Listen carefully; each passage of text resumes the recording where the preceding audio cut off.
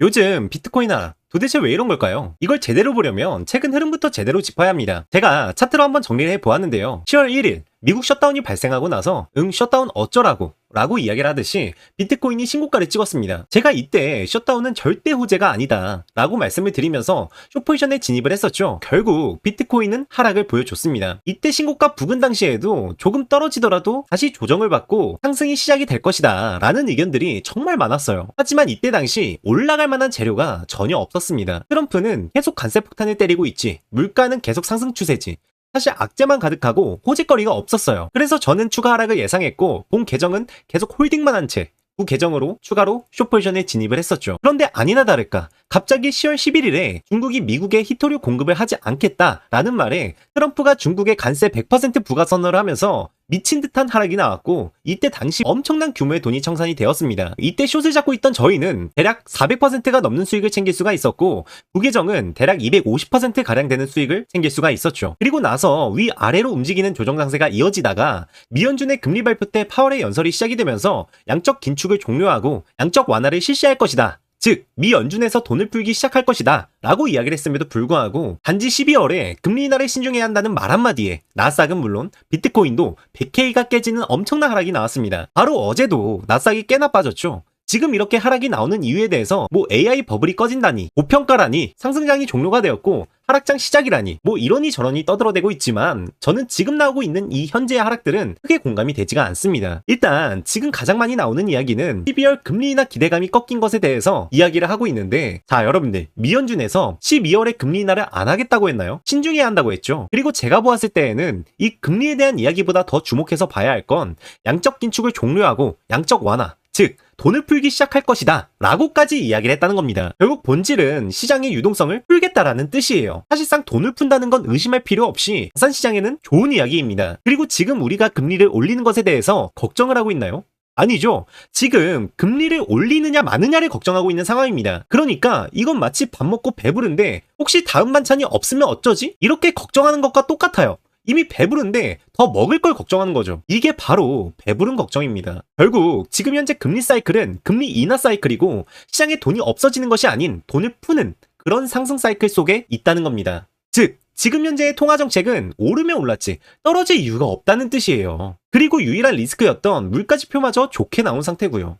그리고 그 다음으로 많이 나오는 이야기가 셧다운 리스크가 커졌다라는 것이 있습니다. 진짜 솔직히 말씀을 드리자면 저는 지금 이제 와서 셧다운 때문에 하락이다, 셧다운 리스크가 올라와서 큰 위기가 온다 이렇게 이야기하는 게 사실 그냥 어이가 없습니다. 셧다운이 길어지면 리스크가 커질 수 있는 건 맞아요. 그런데 이때 셧다운 직후에 상승한 건 왜 아무도 말을 안 하는 거죠? 그냥 하락이 나오니까 셧다운 리스크다? 그러면 이 상승은요? 너무 모순된다고 생각하지 않으신가요? 이건 그냥 단순히 하락 후에 이유를 끼워 맞춘 거예요. 게다가 셧다운은요, 트럼프 행정부의 정치적 협상 카드에 불과합니다. 길어질 수도 있겠지만 결국에는 생각보다 쉽게 해결될 문제라는 거예요. 만약에 실제로 셧다운 때문에 하락이 커진다면 그건 위기가 아니라 99% 매수 기회일 겁니다. 자 여러분들, 당연히 매매를 하다 보면 크고 작은 조정은 나오기 마련이에요. 그런데 그 조정 하락이 나왔을 때 어떤 관점으로 보느냐에 따라 우리에게 위기가 될 수도 있고 기회가 될 수도 있어요. 지금 현재 비트코인이 고점 대비 22% 정도 빠지면서 많은 사람들이 그동안 너무 고평가되었다느니 버블 붕괴가 올 것이니 라고 하면서 위기라 생각하고 공포에 떨고 있습니다. 하지만 저는 지금이 위기가 아닌 오히려 기회라고 생각을 하고 있습니다. 제가 여기 꼭대기에서 더 오를 만한 호재가 없다, 모멘텀이 없다, 그러니 하락이다 라고 이야기를 하며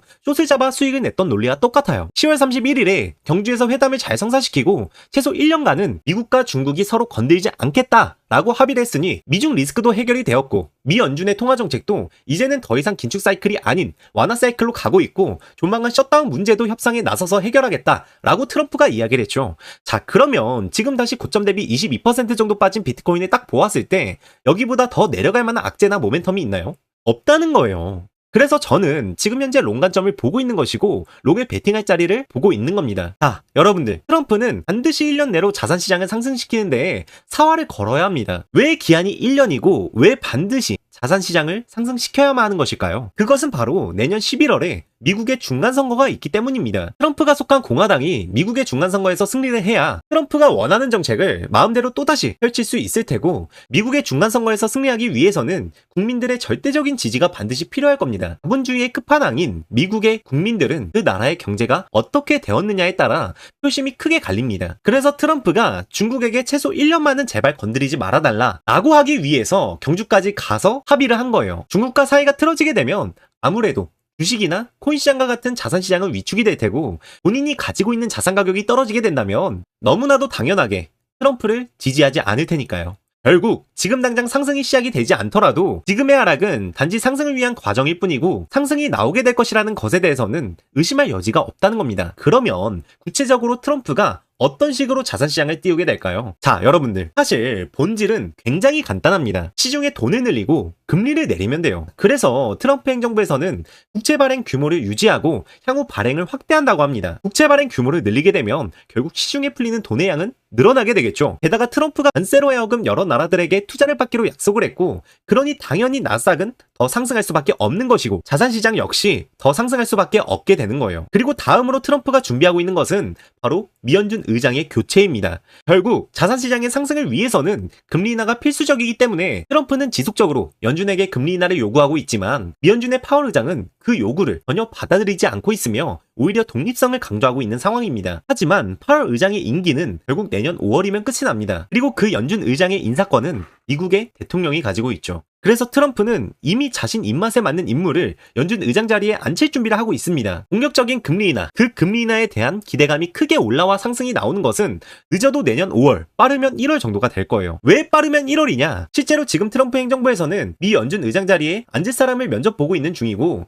내년 1월에 트럼프가 한 명을 지명한다고 하죠. 즉, 이빨 빠진 파월을 제치고 결국 새로운 호랑이가 나타나는 시기가 아마 내년 1월 정도가 될 것으로 예상 중입니다. 그렇게 새롭게 나타난 호랑이가 금리 인하에 대해서 강하게 이야기를 한다면 시장에서는 금리 인하를 하지 않았지만 금리 인하를 한 듯한 효과를 낼 가능성이 있어 보여요. 자, 여러분들, 제가 지금 이 자산시장에 너무 좋은 이야기만 해드리고 있는데, 지금 현재 트럼프가 펼치려는 정책들은 부작용을 불러올 수밖에 없을 겁니다. 돈을 풀고 금리 인하를 하면서 역대급으로 높은 물가 상승, 인플레이션이 찾아오게 될 수도 있겠죠. 게다가 지금 트럼프가 밀어붙이고 있는 그 관세 정책들은 아무런 가치 창출도 없는 채 돈만 걷어가는 정책이기 때문에 인플레이션과 고용 둔화를 함께 자극할 수 있는 요소입니다.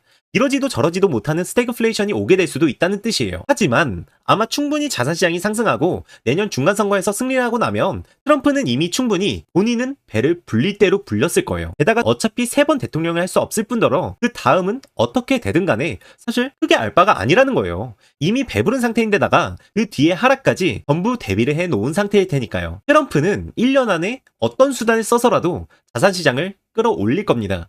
그 과정 속에서 부작용, 인플레이션을 피할 수는 없겠지만 적어도 지금은 상승 전환의 출발선에 서 있다고 봅니다. 트럼프의 정책이 옳다고 할 수는 없어요. 하지만 그는 전 세계에서 가장 영향력이 큰 인물임에는 틀림이 없고, 시장은 언제나 힘이 있는 쪽으로 움직입니다. 그런 인물이 그리고 있는 이 큰 그림에 올라탈지 아니면 그냥 구경만 할지는 우리는 선택을 해야 합니다. 그 선택이 어떤 선택이든 우리는 후회하지 않을 선택을 하면 됩니다. 여러분들의 선택에 오늘 저의 영상이 도움이 되었길 바라며 오늘 영상은 여기서 마치도록 하겠습니다.